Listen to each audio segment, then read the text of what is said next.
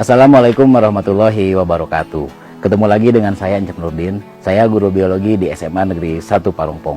Apa kabar kalian hari ini? Mudah-mudahan kita semua dalam keadaan sehat walafiat. Pada kesempatan kali ini saya ingin membawakan materi tentang sistem imun pada manusia. Apa yang dimaksud dengan sistem imun? Sistem imun adalah sistem kekebalan tubuh dengan menolak berbagai benda asing yang akan masuk ke dalam tubuh manusia. Kira-kira apa saja fungsi dari sistem imun? Sistem imun itu mempunyai 4 fungsi. Yang pertama sebagai pembentuk kekebalan tubuh, kemudian yang kedua sebagai penolak dan penghancur segala bentuk benda asing yang masuk ke dalam tubuh, yang ketiga sebagai pendeteksi adanya sel abnormal, infeksi, dan patogen yang membahayakan tubuh, kemudian yang terakhir yang keempat sebagai penjaga keseimbangan komponen dan fungsi tubuh. Ada 2 cara pembentukan kekebalan imun pada tubuh manusia. Yang pertama, kekebalan bawaan atau yang disebut dengan innate immunity. Innate immunity ini sudah ada sejak kita lahir. Nah, kekebalan bawaan akan melakukan respon imun non-spesifik, ya, non-spesifik tapi dengan waktu yang cepat. Contoh kekebalan bawaan misalnya kita digigit nyamuk. Ketika kita digigit nyamuk, maka kulit kita akan bentol. Nah, bentol ini terjadi akibat perlawanan yang dilakukan oleh sistem imun kekebalan bawaan pada manusia. Lalu yang kedua adalah kekebalan adaptif atau acquired immunity. Acquired immunity adalah kekebalan yang didapatkan dari pengenalan tubuh terhadap antigen. Nah, responnya akan sedikit lambat atau bersifat spesifik. Di sistem imun dikenal juga dengan sistem limpa. Nah, sistem limpa ini tersusun atas 2 bagian. Yang pertama, organ limpatik primer. Organ limpatik primer terdapat di sumsum tulang yang menghasilkan limfosit dan di timus, tempat pematangan limfosit dari sumsum tulang.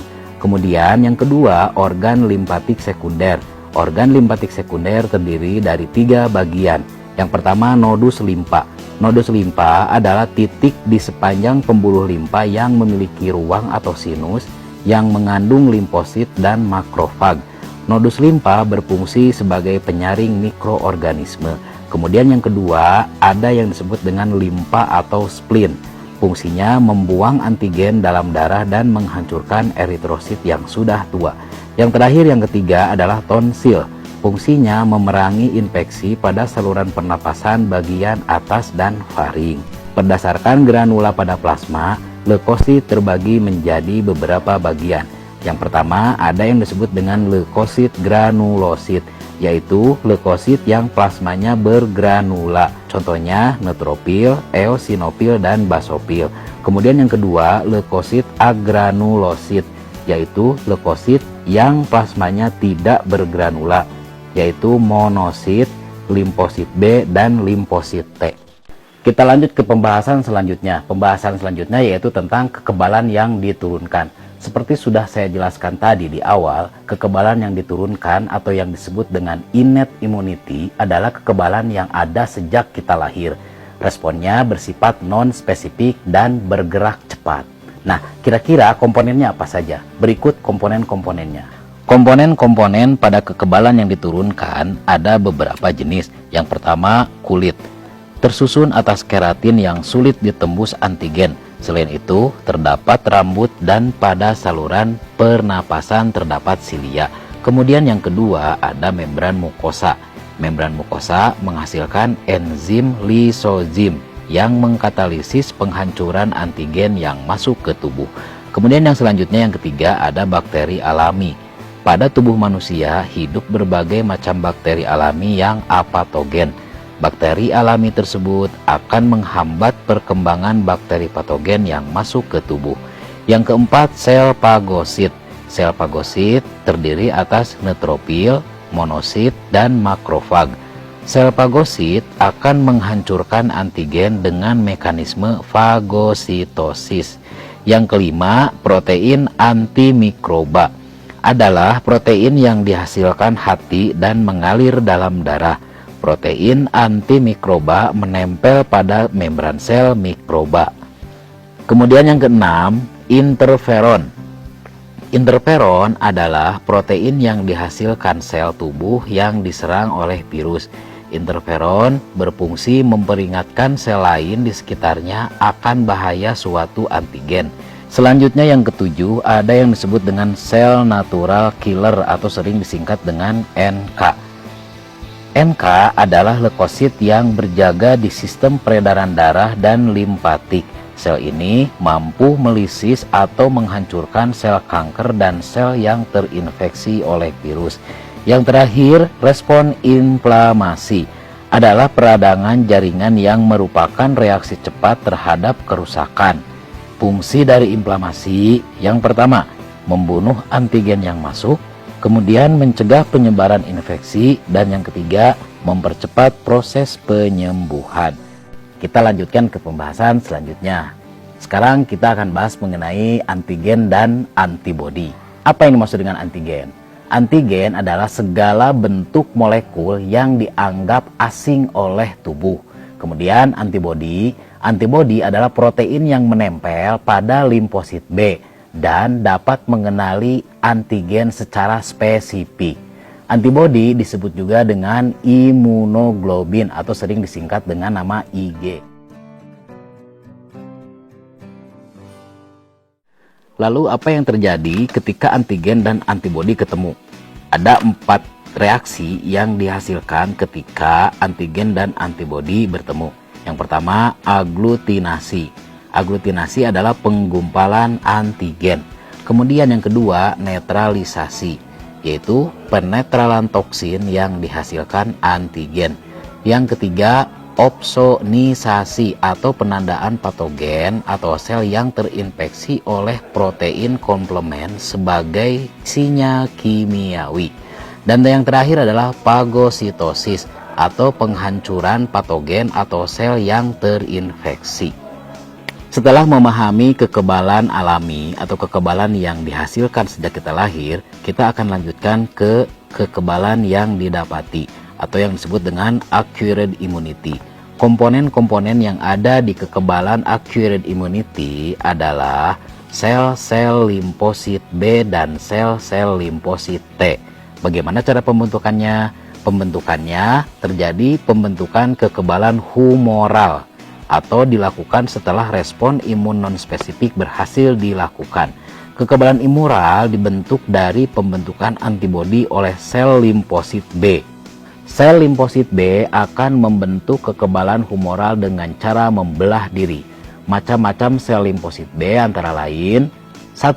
Sel B plasma yang berfungsi untuk mensekresikan antibodi. Kemudian yang kedua, sel B memori, mengingat antigen spesifik yang pernah menyerang tubuh. Dan yang terakhir, sel B pembelah, yaitu menambah jumlah sel-sel limfosit B dari pembelahan. Respon imun pada pembelahan humoral ada 2 macam, yaitu respon imun primer yang dilakukan dengan aktivasi sel B ke tempat yang terinfeksi, lalu membelah membentuk populasi atau klon dan mensekresikan antibodi bersama-sama, yang kemudian mati ketika infeksi berakhir. Lalu yang selanjutnya, respon imun sekunder dilakukan sewaktu infeksi ulang dengan aktivasi satu sel B memori yang membentuk klon dan mensekresikan antibodi spesifik bersama-sama. Sekarang kita akan bahas mengenai mekanisme limfosite. Limfosite yaitu pembentukan kekebalan di perantai oleh sel. Dilakukan jika respon imun non-spesifik gagal menahan antigen yang masuk ke tubuh. Sel limfosite akan membentuk kekebalan di perantai sel dengan melisis sel tubuh yang diserang sehingga mengalami apoptosis. Kekebalan ini tidak menghasilkan antibodi. Macam-macam sel limfosite yaitu sel T memori diprogram untuk mengingat dan mengenali antigen spesifik apabila menyerang tubuh sewaktu-waktu. Kemudian yang selanjutnya, sel T helper mengontrol pembelahan sel B, pembentukan antibodi dan aktivasi sel T. Yang ketiga, sel T killer atau sitotoksik, melisis sel tubuh yang diserang oleh antigen. Dan yang terakhir, sel T suppressor menurunkan respon imun yang lebih dari cukup. Respon imun primer dan sekunder yang dilakukan limfosit T sama dengan cara yang dilakukan oleh limfosit B, namun tidak menggunakan antibodi. Kita lanjutkan lagi ke pembahasan selanjutnya. Yang akan kita bahas sekarang adalah kekebalan aktif dan pasif. Kekebalan aktif adalah kekebalan yang dikembangkan oleh tubuh sendiri. Kemudian kekebalan pasif adalah kekebalan yang dibuat pada tubuh organisme lain. Contoh dari aktif yaitu vaksinasi atau imunisasi, sedangkan contoh dari kekebalan pasif adalah penyuntikan antibodi dari luar. Sekarang kita lanjut ke penggolongan darah. Pada penggolongan darah didasarkan oleh dua sistem. Yang pertama, sistem ABO. Sistem ABO ini dipengaruhi oleh antigen dan antibodi darah. Kemudian yang kedua, sistem resus. Kalau sistem resus dipengaruhi oleh antigen dan protein resus. Sekarang perhatikan kolom berikut ini. Di sini ada kolom yang menjelaskan tentang golongan darah sistem ABO. Golongan darah A, antigennya A, maka antibodinya anti B. Golongan darah B, antigennya B, antibodinya anti A. Kemudian golongan darah AB, antigennya A dan B, dan dia tidak mempunyai antibodi. Untuk golongan darah O, tidak mempunyai antigen dan mempunyai antibodi anti A dan anti B. Cara penentuan golongan darah. Yang pertama, jika darah ditetesi serum anti A, maka akan terjadi aglutinasi golongan A dan AB. Yang kedua, tidak terjadi aglutinasi golongan darah B dan O. Kemudian jika darah ditetesi oleh serum anti B, maka yang terjadi aglutinasi golongan darah B atau AB. Kemudian tidak terjadi aglutinasi golongan darah A dan O. Tabel selanjutnya adalah tabel kecocokan golongan darah pada transfusi darah. Resipien atau penerima A, maka donornya akan diterima dari A. Dia tidak bisa menerima dari B, dari AB. Kemudian dia bisa menerima dari O. B tidak bisa menerima dari A, bisa menerima dari B dan O. Kemudian yang AB bisa menerima dari semua golongan darah A, B, AB, dan O. Untuk golongan darah O hanya bisa menerima golongan darah O saja.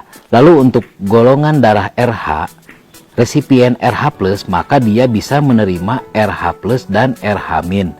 Kemudian untuk RH- hanya menerima dari RH- saja. Golongan darah O merupakan donor universal. Apa itu donor universal? Donor universal adalah golongan darah yang dapat memberikan darahnya ke seluruh golongan darah. Sedangkan golongan darah AB disebut sebagai resipien universal karena dapat menerima darah dari seluruh golongan darah.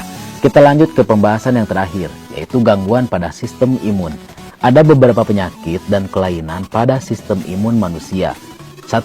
Alergi atau hipersensitivitas, yaitu respon imun tubuh berlebih terhadap alergen atau benda asing dan antigen, baik yang membahayakan maupun yang tidak. Yang kedua, anafilaktik shock, yaitu alergi tingkat tinggi di mana seluruh bagian tubuh mengalami inflamasi. Yang ketiga, defisiensi imun, yaitu tidak bekerja atau terganggunya salah satu atau seluruh komponen sistem imun. Yang keempat, penyakit autoimun, yaitu gagalnya sistem imun membedakan antigen asing dengan antigen dalam tubuh. Akibat dari penyakit autoimun adalah sistem imun menyerang tubuhnya sendiri. Ada 4 contoh penyakit autoimun. Yang pertama, erythematosus lupus sistematik atau sering disebut dengan lupus, yaitu menyerang organ-organ vital tubuh dan dapat menyebabkan kerusakan ginjal. Yang selanjutnya, artritis rheumatoid, menyerang sendi yang diserang oleh bakteri. Kemudian yang ketiga, multiple sclerosis, yaitu menyerang sistem saraf, selubung mielin pada sel saraf. Dan yang terakhir, anemia pernicious yang menyerang sel-sel darah. Gangguan pada sistem imun selanjutnya yaitu penolakan transplantasi. dikarenakan tubuh menganggap organ transplantasi sebagai benda asing atau antigen.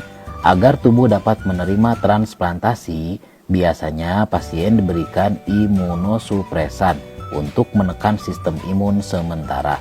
Yang terakhir adalah erythroblastosis fetalis, yaitu kelainan yang muncul akibat perkawinan suami istri beda resus. Istri dengan resus min biasanya terjadi pada kehamilan setelah kehamilan bayi dengan resus plus. Demikian materi yang dapat saya sampaikan, semoga bermanfaat. Semangat terus belajarnya. Mohon maaf apabila banyak kekurangan. Assalamualaikum warahmatullahi wabarakatuh.